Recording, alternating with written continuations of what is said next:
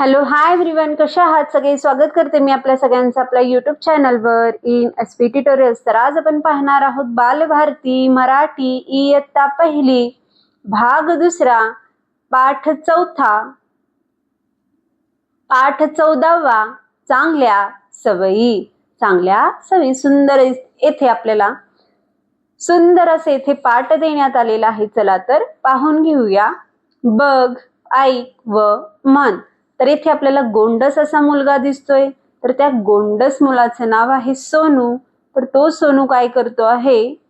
मोती नावाच्या कुत्र्यासोबत काय करत आहे? खेळत आहे. या कुत्र्याचं नाव काय आहे? मोती आहे. चला तर सोनू काय म्हणतंय पहा त्या कुत्र्याला, मोती पकड. तर इथं खेळण्यासाठी त्यांनी काय घेतलेलं आहे? रिंग घेतलेला आहे आणि मोतीला काय सांगतोय? तो रिंग पकडायला सांगतोय. तेवढ्यातच सोनूची आई सोनूला हाक मारते. काय हाक मारते पहा? सोनू जेवायला चल. तर येथे आई सोनूला काय करत आहे? जेवायला बोलवत आहे. तर आई हाक मारल्याबरोबरच लगेच सोनू काय करतोय? घरात येतोय. काय म्हणतोय पहा आईला? आई मी आलो. तर येथे आईनं टेबलावर काय केलेलं आहे? जेवण वाढून ठेवलेलं आहे आणि लगेचच बाहेरून आल्यानंतर ना सोनू काय म्हणतो आईला? मी आलो. आणि असं सांगत जेवायला बसण्याचा प्रयत्न करतोय. तर तेवढ्यातच तेथे आई येते सोनूची आणि काय म्हणते पहा सोनूला? अरे हात तरी धू.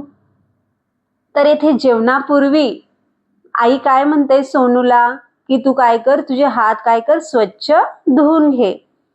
तर असे म्हणल्यानंतर तर तो आता जेवायला बसला हात न धुता. तर येथे आईनं काय सांगितलेलं आहे? त्याला हात धुवायला सांगितलेला आहे. तर येथे काय प्रश्न करतोय पहा आईला तो? अगं मी तर मोती बरोबर खेळत होतो, मग कशाला हात धुवायचे? असं प्रश्न तो तिच्या आईला करतोय. तर आई काय म्हणते पहा त्या सोनूला? अरे मोतीच्या अंगावरचे बारीक केस, धूळ व जंतू लागतात ना हातांना. तर मोती सोबत खेळत असल्यामुळे मोतीच्या अंगावर काय असणार आहे? धूळ असणार आहे, बारीक केस असणार आहेत आणि त्या केसांसोबत काही जंतू सुद्धा असणार आहे. आणि ते सगळे केस, धूळ, जंतू काय करतात? आपल्या हातांना चिटकून बसतात. त्याच हातांना जर आपण जेवलो तर ते सगळे केस, धूळ, जंतू आपल्या पोटात जातील आणि आपण काय पडू? येथे आजारी पडू. असं सांगण्याचा प्रयत्न येथे आई त्या सोनूला करते. तर असे सांगितल्यानंतर ना सोनू काय करतोय पहा? लगेच उठतोय आणि काय करतोय? हात धुवायला जातोय. आईला काय म्हणतोय पहा तो? आई आलोच, मी साबणाने हात धुवून. तर अशा प्रकारे सोनू काय करतोय? तिच्या आईचं बोलणं ऐकतोय आणि हात काय करतोय? स्वच्छ धुतोय. जेणेकरून काय होईल? त्याच्या पोटात ते जंतू, ते धूळ, केस जाणार नाहीत आणि हात स्वच्छ राहिल्यामुळे आपलं शरीर सुद्धा काय राहील? येथे स्वस्थ राहील. तर अशा प्रकारे हा पाठ येथे आपण स्पष्ट करू शकतो. तर आपल्याला या पाठावर आधारित काही प्रश्न विचारण्यात आलेले आहेत. चला तर पाहून घेऊया. प्रश्न पहिला आहे, बाहेरून घरात आल्यानंतर न तुम्ही हात पाय धुता का? असे इथे प्रश्न विचारण्यात आलेला आहे. तर अशा प्रकारे इथे उत्तर येऊ शकेल पहा. हो, मी बाहेरून खेळून किंवा बाहेरून कुठूनही घरी आल्यावर माझे हात आणि पाय साबणाने स्वच्छ धुतो किंवा धुते.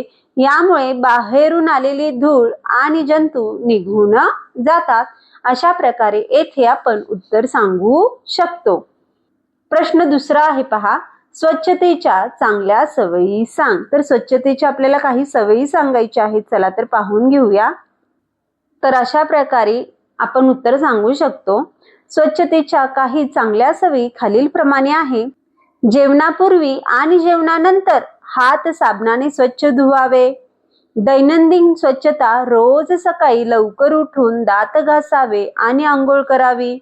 नखांची निगा राखणे. नखे वाढू देऊ नये.